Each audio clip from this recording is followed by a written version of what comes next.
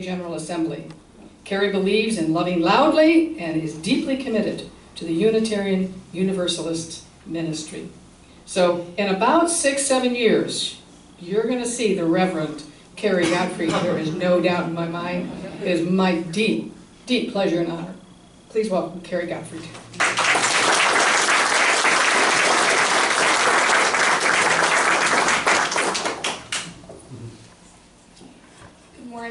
Good morning, and happy 2020. I hope I can still say that. We're just a few weeks in. And I was wondering, how many of you made New Year's resolutions this year? How many of you made New Year's resolutions? Okay. Well, last year was actually the first year that I officially completed my New Year's resolution. So I'm from Corvallis, and it's a city, but there's farms around, and I realized that even though I'd been in contact with most farm animals, I had never actually touched a cow before. So my resolution for 2019 was to do that. And in May of last year, I went to my friend's farm, and I touched her cow. So, I was good to go for the rest of the year.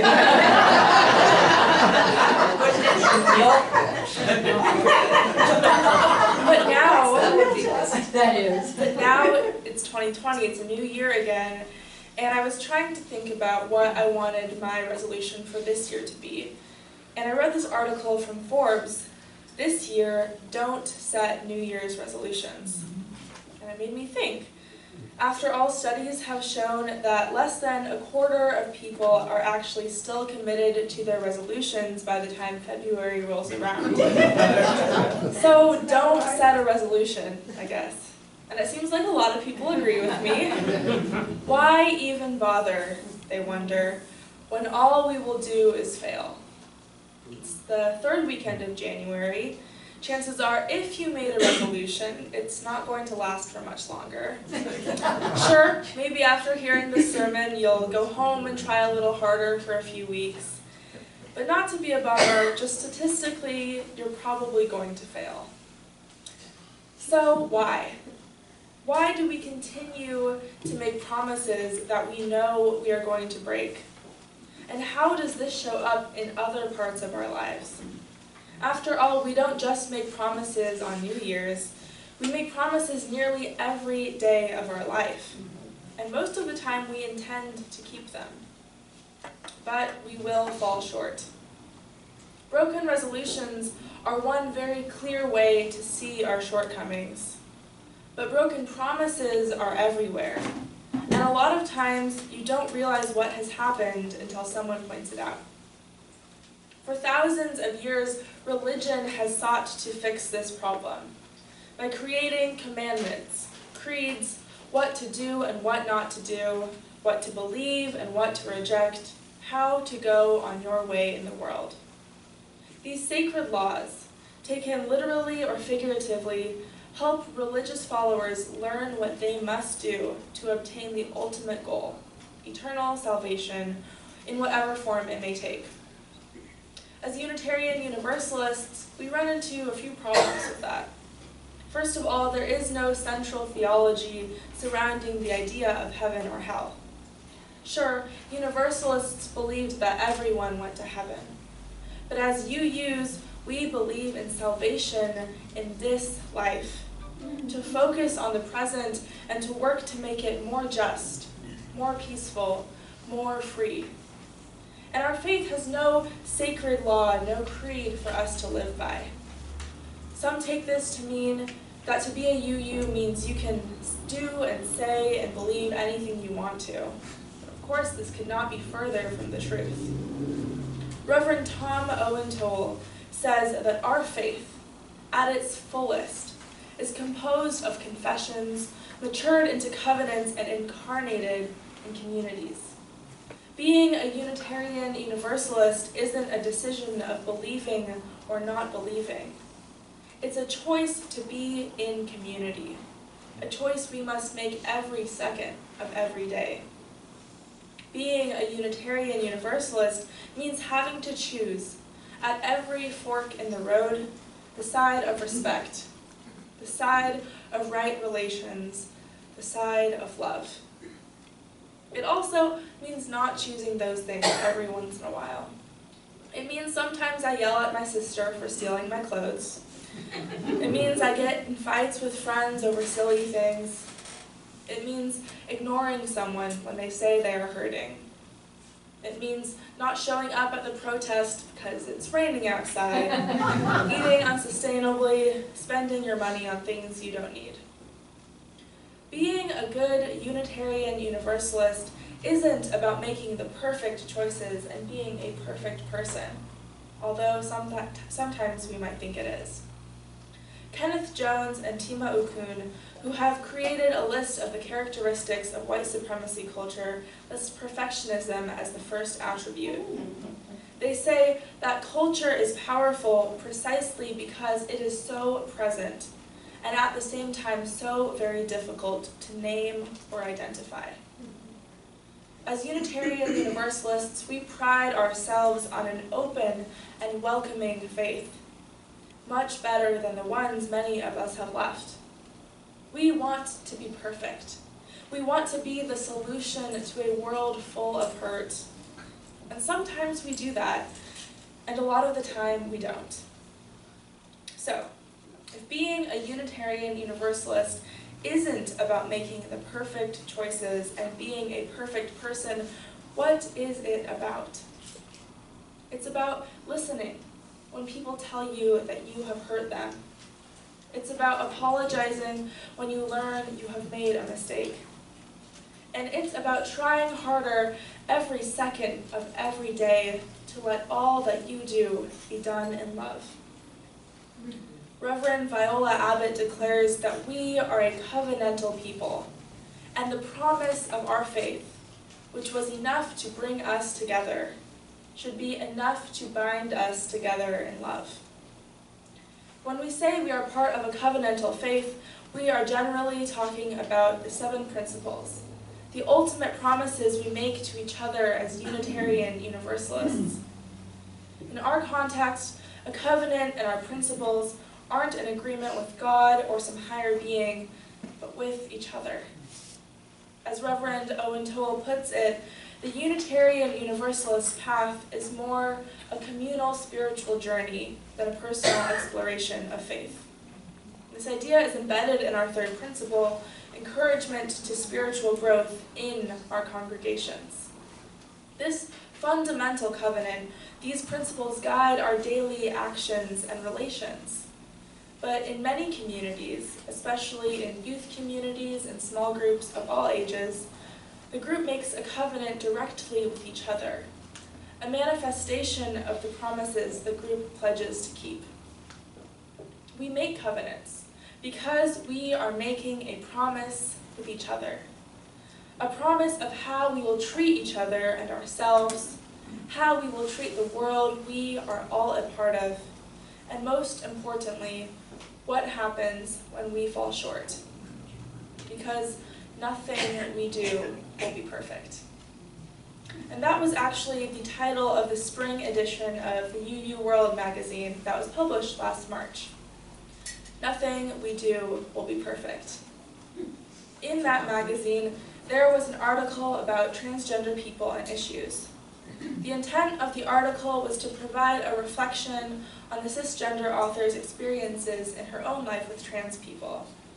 It was an attempt by the author and the editors of UU World to talk about an issue that hadn't had much coverage in the past. However, that was not its impact. In the days after the article was published, UUs across the country came out with stories of the hurt they had felt while reading the article. First of all, although there are many transgender religious professionals in our faith, the article had been written by a cisgender woman, centering her experience in relation to others around her. Nothing we do will be perfect. The article makes many assumptions and lumps trans people into one shared perspective. When trans leaders cautioned against publishing the article ahead of time, the editors glossed over the advice and went forward with it. Nothing we do will be perfect. So in March, after the article was published, and people read it and discussed it and were hurt by it, what happened next? When this breach of right relations happened, when this hurt occurred, our community gathered to partake in a process known as covenant restoration. UUA President Susan Frederick Gray apologized for the article, saying, "I know returning to right relationship and building trust take time.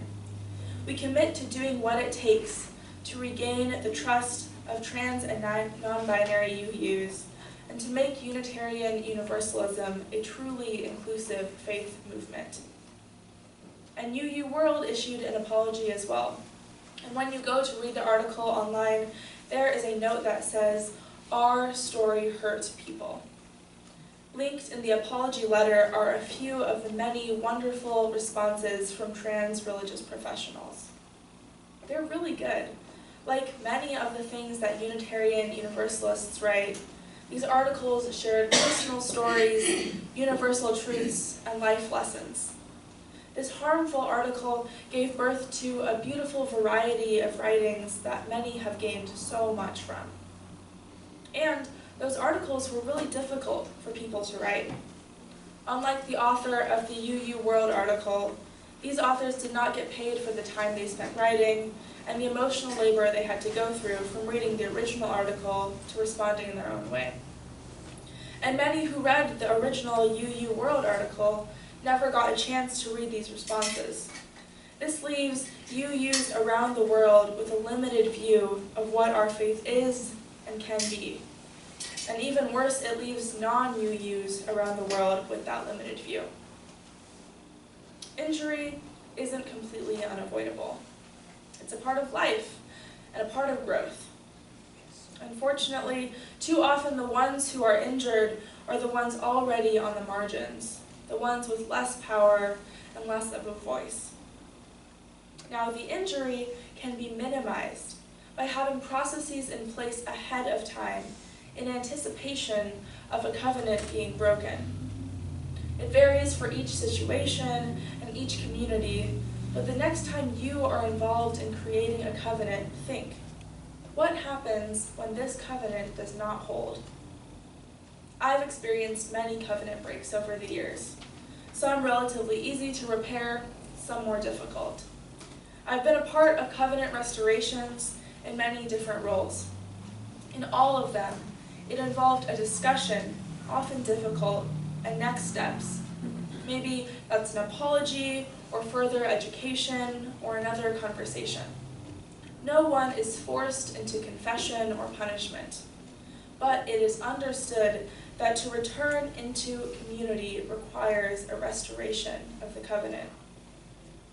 There's a joke that Universalist minister Hosea Ballou argued with a Methodist colleague over the issue of eternal damnation. The Methodist said, "If I was a Universalist and I didn't fear going to hell, I could kill you and still go to heaven." And Hosea responded, "If you were a Universalist, the idea would never occur to you." Being a UU doesn't mean you can believe whatever you want or do whatever you want. We affirm a free search for truth and meaning, but I left a word out: responsible. Our free and responsible search for truth and meaning begins in community, and it begins with us. Although Unitarian Universalism is struggling with individuals who believe that when we draw the circle wider, we are leaving them out, by institutions that are ever too slowly redistributing power from where it has been held, by communities who are fearful, unable to see a path forward in this chaos. This is not the first time, and it is not the last. Conversations have circulated through Unitarian Universalism since its beginnings about the true purpose of our religion. It is not based upon the worship of a higher power or the incentive of reward in the next life. And at the same time, our faith is more than a social club or a lecture series.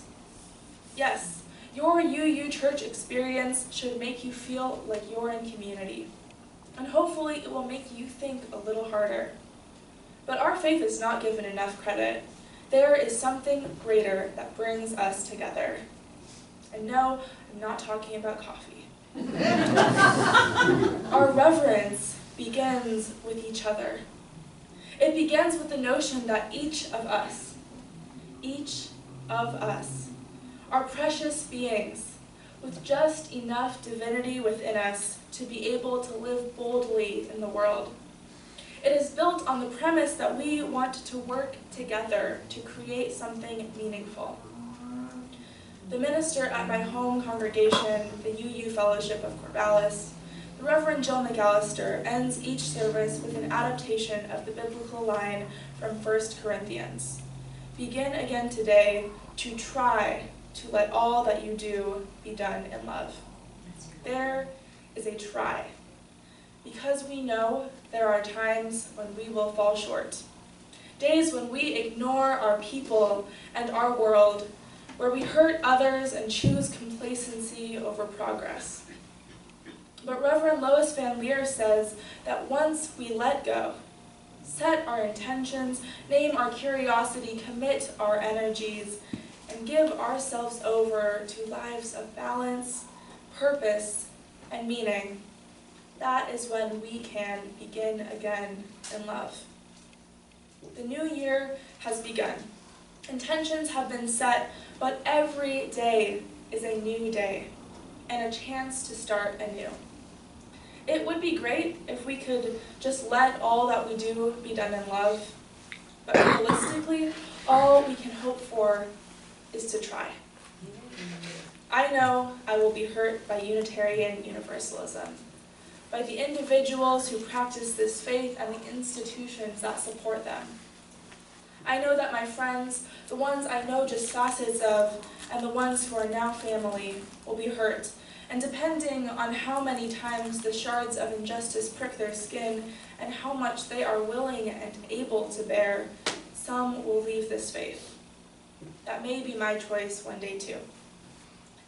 But in the end, it all stems from that first choice, the choice at the heart of our free-willed faith, to be in community and to begin again in love. If we, as Unitarian Universalists, can continue to make that choice, this will continue to be a faith I am proud to claim as my own. We will fall short. We will make mistakes, break our covenants, hurt each other. These things are part of what it means to be in community and to be human.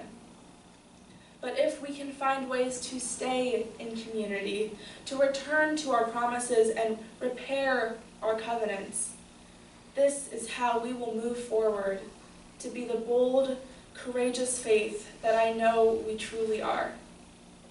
So my resolution for this new year is to begin again, every day, to try to let all that I do be done in love.